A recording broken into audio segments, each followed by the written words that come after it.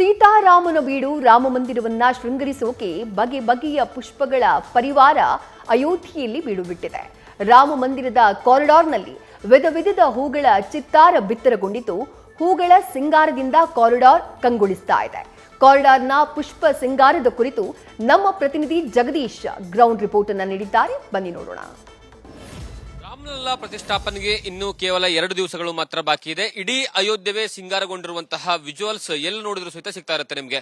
ಈ ಒಂದು ಅಯೋಧ್ಯೆಯಲ್ಲಿರುವಂತಹ ರಾಮಪಥ ಅಂದ್ರೆ ರಾಮನ ಮಾರ್ಗ ಏನಿದೆ ಅಂದ್ರೆ ದೇವಸ್ಥಾನಕ್ಕೆ ಹೋಗುವಂತಹ ಮಾರ್ಗ, ಈ ದೇವಸ್ಥಾನಕ್ಕೆ ಹೋಗುವಂತಹ ಮಾರ್ಗವು ಸಹಿತ ಸಂಪೂರ್ಣವಾಗಿ ಹೂಗಳಿಂದ ಸಿಂಗಾರಗೊಳಿಸುವಂತಹ ಕೆಲಸವನ್ನ ಮಾಡಿದ್ದಾರೆ. ನಾನು ನಿಮ್ಗೆ ವಿಜುವಲ್ಸ್ ಅಲ್ಲೂ ಸಹಿತ ತೋರಿಸುವಂತಹ ಕೆಲಸವನ್ನ ಮಾಡ್ತೀನಿ. ಈ ಒಂದು ರಾಮ ಕಾರಿಡಾರ್ ಇದೆಯಲ್ಲ, ರಾಮ ಕಾರಿಡಾರ್ ನ ಮುಂಭಾಗದ ದೃಶ್ಯಾವಳಿಗಳಿವು. ಈ ದೃಶ್ಯಾವಳಿಗಳಲ್ಲಿ ನೋಡಿದ್ರೆ ಗೊತ್ತಾಗುತ್ತೆ ಯಾವ ರೀತಿಯಾಗಿ ಇಡೀ ಏನಂದ್ರೆ ಕಾರಿಡಾರ್ ಸಂಪೂರ್ಣವಾಗಿ ಸಿಂಗಾರಗೊಂಡಿದೆ. ಇಲ್ಲಿರುವಂತಹ ಪ್ರತಿಯೊಂದು ಕಂಬದಲ್ಲೂ ಸಹಿತ ಹೂವಿನಿಂದ ಅಲಂಕಾರ ಮಾಡುವಂತಹ ಕೆಲಸವನ್ನ ಮಾಡಿದ್ದಾರೆ. ಅದರ ಜೊತೆಗೆ ಇಡೀ ರಸ್ತೆಯನ್ನ ಅಂದ್ರೆ ಇಡೀ ನೀವು ಈ ಕಾರಿಡಾರ್ ನೋಡಿದ್ರೆ ಎಲ್ಲಿ ನೋಡಿದ್ರು ಸಹಿತ ಆ ಸಂಭ್ರಮಾಚರಣೆ, ಮತ್ತೆ ಅದ್ರ ಜೊತೆಗೆ ಒಡಿಶಾದಿಂದ ಬಂದಿರತಕ್ಕಂತಹ ಈ ವ್ಯಕ್ತಿ ಜೈ ಶ್ರೀರಾಮ್ ಅಂತ ಹೇಳಿ ಏನಂದ್ರೆ ಹೂವಿನಲ್ಲೇ ಏನೋ ತಮ್ಮ ಕಲೆಯನ್ನು ತೋರಿಸುವಂತಹ ಕೆಲಸವನ್ನ ಮಾಡಿದ್ದಾರೆ. ಮತ್ತೆ ಅದರ ಜೊತೆಗೆ ಪಕ್ಕದ ಕಾರಿಡಾರ್ನ ಎಲ್ಲಾ ಗೋಡೆಗಳಲ್ಲೂ ಸಹಿತ ಸಂಪೂರ್ಣವಾಗಿ ಏನಂದ್ರೆ ಹೂವಿನಿಂದ ಸಿಂಗಾರವನ್ನ ಮಾಡಲಾಗಿದೆ. ಮತ್ತೆ ಇದು ಇಲ್ಲಿ ಯಾಕಂದ್ರೆ ಪ್ರಧಾನಿ ನರೇಂದ್ರ ಮೋದಿ ಅವರು ಬರ್ತಾರೆ, ಮತ್ತೆ ಜೊತೆಗೆ 8,000ಕ್ಕೂ ಹೆಚ್ಚು ಜನ ಏನೋ ಬೇರೆ ಬೇರೆ ಗಣ್ಯರು ಬರುವಂತಹ ಕಾರಣಕ್ಕಾಗಿ ಈಗಿನಿಂದನೇ ಈ ರಸ್ತೆಯನ್ನ ಸಂಪೂರ್ಣವಾಗಿ ಸೆಕ್ಯೂರ್ಡ್ ಝೋನ್ ಅನ್ನ ಮಾಡಲಾಗಿದೆ. ಯಾವುದೇ ಕಾರಣಕ್ಕೂ ಸಹಿತ ಈ ಒಂದು ಕಾರಿಡಾರ್ ನ ಒಳಗಡೆ ಯಾರಿಗೂ ಸಹಿತ ಬರೋದಕ್ಕೆ ಅವಕಾಶವನ್ನ ಕೊಡ್ತಾ ಇಲ್ಲ. ಇಲ್ಲಾಂದ್ರೆ ಇಷ್ಟೊತ್ತಿಗೆ ಬೆಳಗ್ಗೆ 9:30-10 ಗಂಟೆ ಸುಮಾರಿಗೆ ಎಲ್ಲಾ ಏನಂದ್ರೆ ಜನರು ಬಂದು ರಾಮಲಲ್ಲಾನ ಪ್ರತಿಷ್ಠಾಪನೆ ಮಾಡುವಂತ ಪ್ರತಿಷ್ಠಾಪನೆಯ ದೃಶ್ಯಾವಳಿಗಳನ್ನ ನೋಡಬೇಕು ಅನ್ನುವಂಥದ್ದಾಗಿರ್ಬೋದು ಅಥವಾ ದೇವರ ದರ್ಶನ ಪಡ್ಕೊಳ್ಬೇಕಾಗಿರುವಂತಹ ಕಾರಣಕ್ಕಾಗಿ ಈ ರಸ್ತೆಯಲ್ಲಿ ಸಂಪೂರ್ಣವಾಗಿ ತುಂಬು ತುಳುಕಾಡ್ತಾ ಇದ್ರು. ಆದ್ರೆ ಈಗ 20ನೇ ತಾರೀಕಿನಿಂದನೇ ನಾವು ಸಂಪೂರ್ಣವಾಗಿ ಇದನ್ನ ತೆಗೆದುಕೊಳ್ತೀವಿ ಅಂದ್ರೆ ತಮ್ಮ ಭದ್ರತೆಯ ಕಾರಣಕ್ಕಾಗಿ ತಮ್ಮ ಸುಪರ್ದೆ ತೆಗೆದುಕೊಳ್ತೀವಿ ಅನ್ನುವಂತಹ ಕಾರಣಕ್ಕಾಗಿ ಪೊಲೀಸರಿಗೆ ಇದರ ಸಂಪೂರ್ಣ ಜವಾಬ್ದಾರಿಯನ್ನು ಕೊಡಲಾಗಿದೆ. ಮತ್ತೆ ಅದರ ಜೊತೆಗೆ ಈಗ ಯಾವುದೇ ಕಾರಣಕ್ಕೂ ಸಹಿತ ಈ ಮುಂಚೆ ಇರುವಂತಹ ರಾಮನ ವಿಗ್ರಹ ಏನಿತ್ತಲ್ಲ ಅದಕ್ಕೂ ಸಹಿತ ಪೂಜೆ ಇಲ್ಲ. ಕಾರಣ ಏನು ಅಂದ್ರೆ ಈಗಾಗಲೇ ಆ ಮೂರ್ತಿಯನ್ನು ಸಹಿತ ಉತ್ಸವ ಮೂರ್ತಿಯನ್ನಾಗಿ ಮಾಡಬೇಕು ಅನ್ನುವಂತಹ ಚರ್ಚೆ ಬರ್ತಾ ಇರುವಂತಹ ಕಾರಣಕ್ಕಾಗಿ ಆ ಒಂದು ಮೂರ್ತಿಯನ್ನ ತೆಗೆದುಕೊಂಡು ಹೋಗಲಾಗಿದೆ. ಅಂದ್ರೆ ಮೂಲ ದೇವಸ್ಥಾನದ ಒಳಗೆ ಸಹಿತ ಆ ಒಂದು ಮೂರ್ತಿಯನ್ನು ಸಹಿತ ತೆಗೆದುಕೊಂಡು ಹೋಗಲಾಗಿದೆ. ಹಾಗಾಗಿ ಯಾರಿಗೂ ಸಹಿತ ಅವಕಾಶ ಇಲ್ಲ ಏನೋ ಇದನ್ನ ಮಾಡೋದಕ್ಕೆ, ದರ್ಶನವನ್ನ ಮಾಡೋದಕ್ಕೆ. ಮತ್ತೆ ಅದರ ಜೊತೆಗೆ ಭದ್ರತಾ ದೃಷ್ಟಿಯಿಂದನೂ ಸಹಿತ ಇಡೀ ಏರಿಯಾವನ್ನ ಸಿಸಿಟಿವಿ ಅಂಡರ್ ಅಲ್ಲಿ ಕವರ್ ನ ಮಾಡಲಾಗಿದೆ. ನೀವು ಯಾವುದೇ ಸ್ಥಳದಲ್ಲಿ ನಿಂತ್ಕೊಂಡ್ರು ಸಹಿತ ನೀವು ಸಿಸಿಟಿವಿ ಅಂಡರ್ ಅಲ್ಲಿ ಕವರ್ ಆಗಬೇಕಾದಂತಹ ಏನಂದ್ರೆ ಸನ್ನಿವೇಶ ನಿರ್ಮಾಣವಾಗುತ್ತೆ. ಅಂದ್ರೆ ಅಷ್ಟರ ಮಟ್ಟಿಗೆ ಸೆಕ್ಯೂರ್ಡ್ ಆಗಿ ಸಹಿತ ಈ ಒಂದು ಸ್ಥಳವನ್ನ ನಿರ್ಮಾಣವನ್ನ ಮಾಡಲಾಗಿದೆ.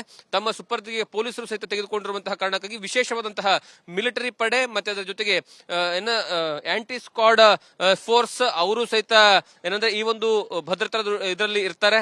ಅದರ ಜೊತೆಗೆ ಏನಂದ್ರೆ ಈ ಒಂದು ರಸ್ತೆಯ ಸಂಪೂರ್ಣವಾದಂತಹ ಸಿಂಗಾರ ನೋಡ್ತಾ ಹೋದ್ರೆ ಸಹಿತ ಎಂತವರಿಗೂ ಸಹಿತ ಒಂದು ರೀತಿಯಲ್ಲಿ ಖುಷಿ ಆಗುವಂತಹ ಕಾರಣ. ಯಾಕಂದ್ರೆ 500 ವರ್ಷಗಳ ಕಾಯುವಿಕೆಗೆ ಕೊನೆಗೂ ಸಹಿತ ಆ ದಿನದ ಕ್ಷಣದ ಸಂದರ್ಭವನ್ನು ಅನುಭವಿಸುವ ಸಲುವಾಗಿ ಎಲ್ಲರೂ ಸಹಿತ ಏನಂದ್ರೆ ಕಾಯ್ತಾ ಇರುವಂತಹ ಗಳಿಗೆ ಇದಾಗಿದೆ. ಮತ್ತೆ ಅದರ ಜೊತೆಗೆ ಇದು ಮಾತ್ರ ಅಲ್ಲ, ಈ ರಸ್ತೆ ಮಾತ್ರ ಅಲ್ಲ, ಅಂದ್ರೆ ರಾಮಪಥ ಮಾತ್ರ ಅಲ್ಲ, ರಾಮಪಥದ ಜೊತೆಗೆ ಮುಖ್ಯ ರಸ್ತೆಗಳು ಏನಿದಾವೆ ಅದರ ಜೊತೆಗೆ ಅಯೋಧ್ಯೆಯ ಸರ್ಕಲ್ಸ್ ಗಳು ಏನಿದಾವೆ ಅಂದ್ರೆ ಪ್ರಮುಖವಾದಂತಹ ಸರ್ಕಲ್ಗಳು, ಎಲ್ಲಾ ಸರ್ಕಲ್ಗಳಲ್ಲೂ ಸಹಿತ ಇದೇ ರೀತಿಯಾದಂತಹ ಸಿಂಗಾರಗೊಂಡಿರುವಂತದ್ದು ಮತ್ತೆ ಲೈಟಿಂಗ್ಸ್ ಗಳು ಕಾಣುವಂತಹ ದೃಶ್ಯಾವಳಿಗಳು ಸಾಮಾನ್ಯವಾಗಿದೆ. ಕ್ಯಾಮೆರಾ ಪರ್ಸನ್ ಮುರಳಿ ಜೊತೆಗೆ Jagadish Kashempur, news first, Ayodhya.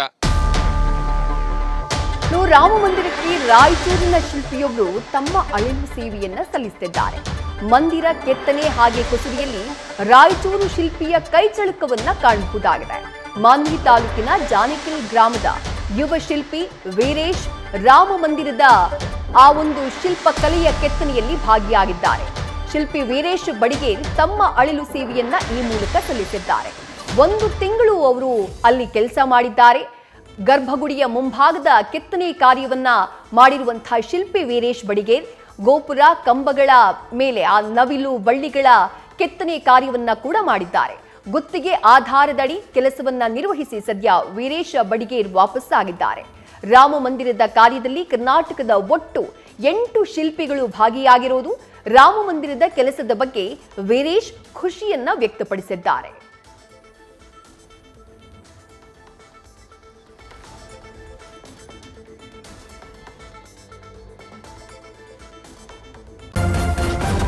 News first ನಿರ್ಭೀತಿಯಿಂದ ನಿಮ್ಮ ಪರವಾಗಿ.